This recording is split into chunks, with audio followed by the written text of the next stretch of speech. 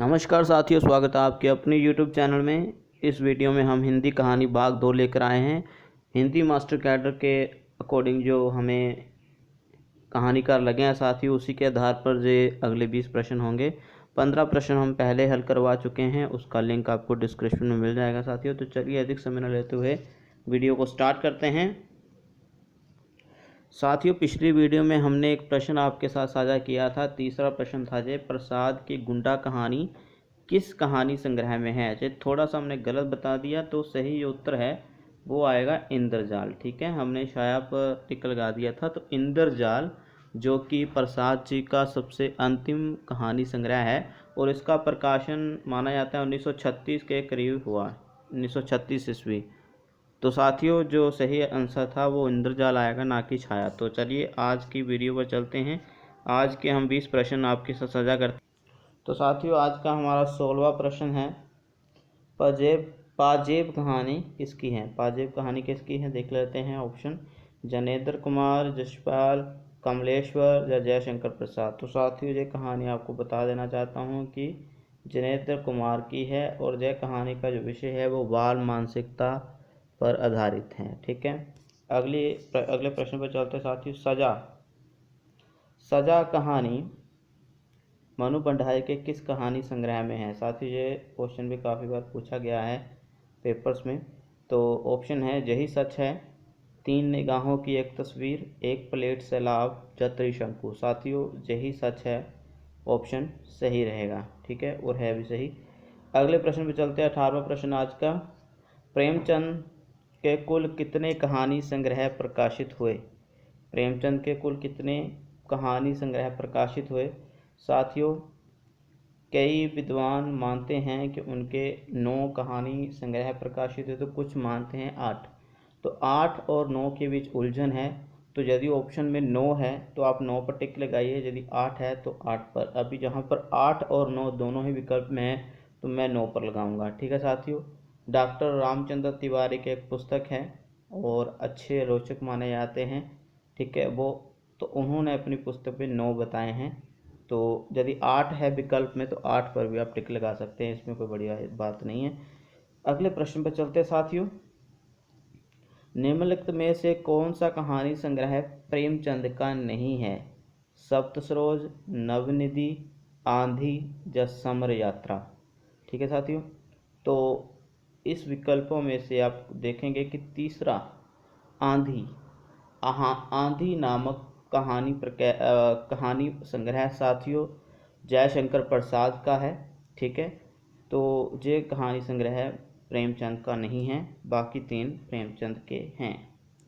20वां प्रश्न है हमारे पास, इसको देख लेते हैं। जनेंद्र कुमार का पहला कहानी संग्रह कौन सा है।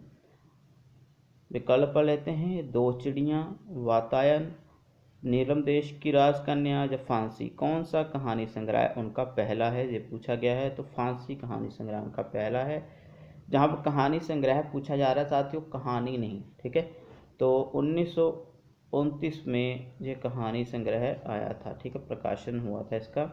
आगे चलते हैं हम। जी हाँ साथियों, 21वां प्रश्न पर पहुँच चुके हैं हम।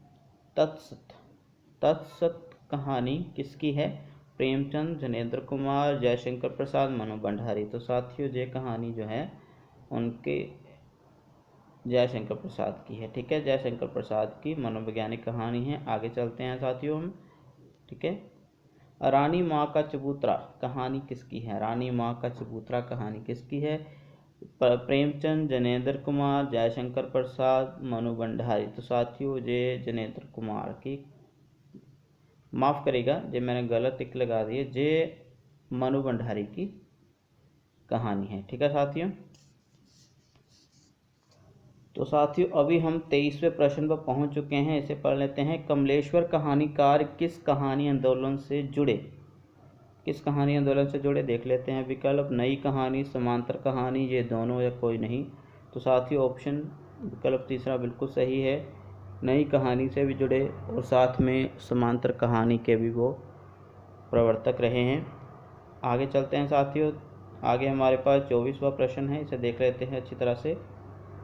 कहानीकार कमलेश्वर की कहानी, दोबारा से पढ़ते हैं साथियों। कहानीकार कमलेश्वर के कहानी संग्रह को प्रकाशन वर्ष के अनुकूल स्थापित करें। ठीक है, तो साथी कौन सा उनका कहानी संग्रह सबसे पहले आएगा, तो देख लेते हैं। ऑप्शन जो सही है साथी वो आएगा हमारा तीसरा। ठीक है, राजा निर्बसिया जे 1957 में प्रकाशित हुआ था। फिर उसके बाद मांस का दरिया, फिर बयान, फिर आज़ादी मुबारक। ठीक है साथियों, आप गूगल करके देख सकते हैं, इनके आपको ईस्वी सन मिल जाएंगे। ठीक है, लेकिन क्रम जो है यही रहेगा उनका। ठीक है साथियों, तो अगले प्रश्न पर चलते हैं हम भी। 25वें प्रश्न पर पहुंच चुके हैं। प्रसाद के कहानी संग्रह उनके प्रकाशन वर्ष के अनुकूल कौन सा नहीं है। ठीक है, तो छाया 1912, प्रतिध्वनि 1926, आकाशद्वीप 1929 या आंधी 1930।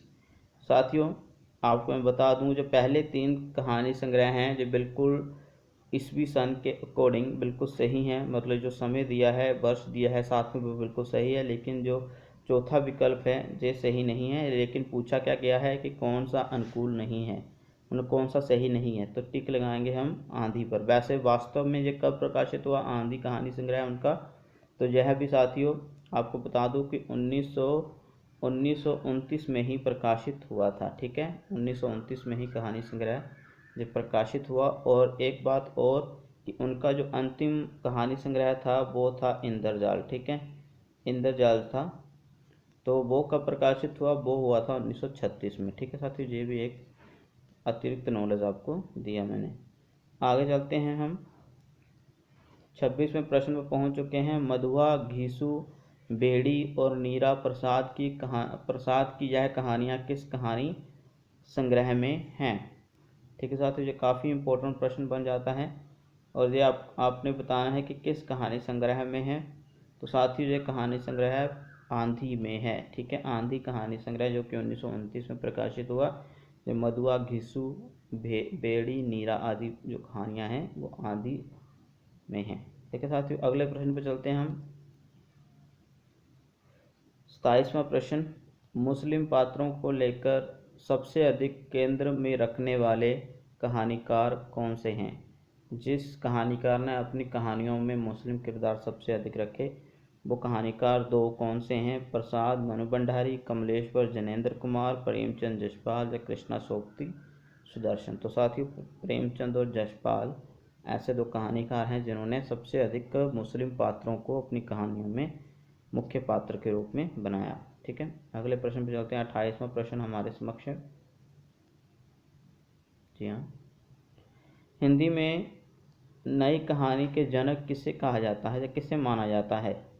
मोहन राकेश, राजेंद्र यादव, कमलेश्वर या यह तीनों। तो साथियों ऑप्शन आएगा 4 बिल्कुल सही। मोहन राकेश भी हैं, राजेंद्र यादव भी हैं और कमलेश्वर भी हैं। ठीक है साथियों, तो साथियों अभी हम पहुंच गए हैं प्रश्न अंक 29 पर। 29, जनेंद्र कुमार की पहली कहानी कौन सी है। बहुत बार पूछा जाता है, अधिकतर दर्शकों को ये प्रश्न का उत्तर आता ही होगा। ठीक है, जनेंद्र कुमार की हो चाहे प्रसाद की हो, काफ़ी बार पूछा जाता है। तो जनेंद्र कुमार के कौन से देख लेते हैं। अपना अपना भाग्य, जाह्नवी, एक रात या खेल। तो साथियों खेल कहानी जनेंद्र कुमार की सबसे पहली कहानी माना जाता है। 30वें प्रश्न पर पहुंच चुके हैं। नई कहानी की भूमिका के लेखक कौन से हैं। ठीक है, जब नई कहानी की भूमिका एक लेख है, निबंध कह सकते हैं, लेकिन नई कहानियों से जुड़ी थी। ठीक है, इसलिए ये प्रश्न भी बन सकता है। हालांकि ये निबंध और लेख से प्रश्न आ सकता है, ये भी तो कहानियों में भी पूछा जा सकता है। तो नई कहानी की भूमिका के लेखक कौन से हैं यह पूछा गया है। सुदर्शन, मनु भंडारी, जसपाल या कमलेश्वर। तो साथियों सही उत्तर आएगा चतुर्थ उत्तर बिल्कुल सही है, हमारा विकल्प कमलेश्वर बिल्कुल सही है। अगले प्रश्न पे चलते हैं 31वें। तो हमारे पास अभी प्रश्न है साथियों 31वां, देख लेते हैं इसे। किस कहानीकार ने 1996 का शलाका पुरस्कार देरी से मिलने पर ठुकरा दिया था। किस कहानीकार ने। कमलेश्वर ने कृष्णा सोबती, जनेंद्र कुमार या जशपाल? तो साथियों कृष्णा सोबती ने ठुकरा दिया था। ठीक है साथियों, महिला कहानीकार हैं जी, और इनका जन्म पाकिस्तान के गुजरात प्रांत में हुआ था। ठीक है, अगले प्रश्न पर चलते हैं। 32वां प्रश्न हमारे समक्ष है कि किसने प्रेमचंद को कबीर के बाद हिंदी का सबसे बड़ा व्यंग्यकार माना है? रामविलास शर्मा, मनु भंडारी, हजारी प्रसाद द्विवेदी, रामचंद्र शुक्ल? तो साथियों रामविलास शर्मा ने कबीर के बाद प्रेमचंद को सबसे बड़ा हिंदी का व्यंग्यकार माना है। 33वें प्रश्न पर चलते हैं। प्रेमचंद की कहानी दो बैलों की कथा की क्या प्रतीकात्मक विशेषता है? साथियों क के बाद आ की मात्रा आनी थी, वो अलोप है, वहाँ पर देख लेना आप। तो प्रेमचंद की कहानी दो बैलों की कथा की प्रतीकात्मक विशेषता क्या है? ठीक है, तो वो देख लेते हैं साथियों। तो मनुष्यों का जानवरों के प्रति दुर्व्यवहार। तो साथियों ये तो हाँ, अगर हम ये कहानी हम पढ़ते हैं दो बैलों की कथा, तो उसमें हम देखने को हमें मिल जाता है साथियों कि मनुष्यों का जानवरों के प्रति दुर्व्यवहार तो है, लेकिन ये विशेषता हम कह सकते हैं दो बैलों की कथा की, ना कि कोई प्रतीकात्मक विशेषता। ठीक है, पराधीनता के विरुद्ध संघर्ष जारी है, संघर्ष की कहानी, मनुष्यों का जानवरों के प्रति प्यार, ये भी है उसमें, जानवरों की वफादारी की जाना था जहाँ पर साथियों, जानवरों की वफादारी, ये भी कहानी में है। चारों ही विशेषताएं जो हैं वो प्रेमचंद की कहानी की हैं, लेकिन प्रतीकात्मक विशेषता साथियों हमें मिलती है दूसरे विकल्प में, पराधीनता मतलब गुलामी के विरुद्ध संघर्ष की कहानी। ठीक है, किस प्रकार से मालिक से बैलों को ले जाता है एक आदमी, और फिर आगे उसके घर से वो बैल भाग जाते हैं, अपने असली मालिक के पास आना चाहते हैं जहाँ पर उनको आज़ादी मिलती है। ठीक है, तो इस प्रकार से हम कह सकते हैं गुलामी के विरुद्ध संघर्ष की कहानी ये अवश्य ही है। बहुत इंपॉर्टेंट कहानी है साथियों। इसके पात्र हम किसी एक प्रश्न में आपके साथ साझा करने वाले हैं, देख लेते हैं आगे। तो अगले प्रश्न पर चलते हैं।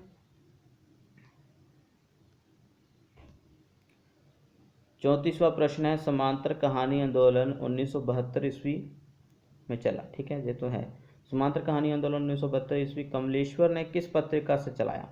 ठीक है, जागरण, सारिका, हिंदी गल्पमाला या नई कहानियाँ? ठीक है, तो साथियों सारिका पत्रिका से ये आंदोलन चला था। ठीक है साथियों, और इस आंदोलन को आम आदमी की कहानी भी कहा गया। समांतर कहानी को आम आदमी की कहानी भी कहा जाता है। किसी एक वीडियो में मैंने इसके विकल्प आपके साथ साझा किए हैं साथियों। ठीक है, तो अभी प्रश्न, अंतिम प्रश्न आज का। ठीक है, तो ये देख लेते हैं। मिर्जा सजाद अली और मीर बेगम आदि पात्र प्रेमचंद की किस कहानी के पात्र हैं? कफन, ठाकुर का कुआं, शतरंज के खिलाड़ी या नमक का दरोगा? तो साथियों तीसरा विकल्प बिल्कुल सही है, शतरंज के खिलाड़ी के जो पात्र हैं। यदि आपने पंजाब यूनिवर्सिटी से बीए किया होगा तो ये कहानी फर्स्ट ईयर में लगी भी है, शतरंज के खिलाड़ी, बहुत अच्छी कहानी है साथियों। ठीक है, तो किस प्रकार से जहाँ इस कहानी में ये बताया गया है कि शतरंज का नशा बहुत भयानक होता है, जिसको भी शतरंज खेल की लत लग जाती है, उसको ना खाने की सुध रहती है ना पीने की। और दो पात्र मुख्य रूप से मिर्ज़ा सजाद अली और मीर बेगम। ठीक है, तो ये सिपाही दो होते हैं और इन्होंने अपने बादशाह के लिए लड़ने जाना होता है, लेकिन जो व्यस्त रहते हैं अपने ही खेल में, शतरंज की खेल में। ठीक है साथियों, तो किस प्रकार अंत में लड़ झगड़ कर अपने आप को लहूलुहान कर लेते हैं जी। तो ये कहानी भी काफ़ी इम्पोर्टेंट है साथियों। तो साथियों एक बार फिर से इस प्रश्न पर आ जाते हैं। ये प्रश्न दो बैलों की कथा, ये दूसरा विकल्प बिल्कुल सही था इसका, पराधीनता के विरुद्ध संघर्ष की कहानी।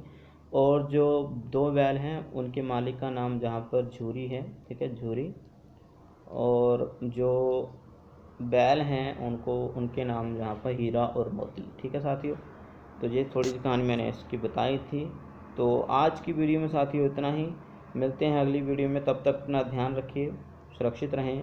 वीडियो अच्छी लगी है तो कमेंट, लाइक, सब्सक्राइब जरूर करें साथियों, और मिलते हैं अगली वीडियो में। अपना ध्यान रखें, सुरक्षित रहें। वीडियो अच्छी लगी हो तो आगे फॉरवर्ड भी करें।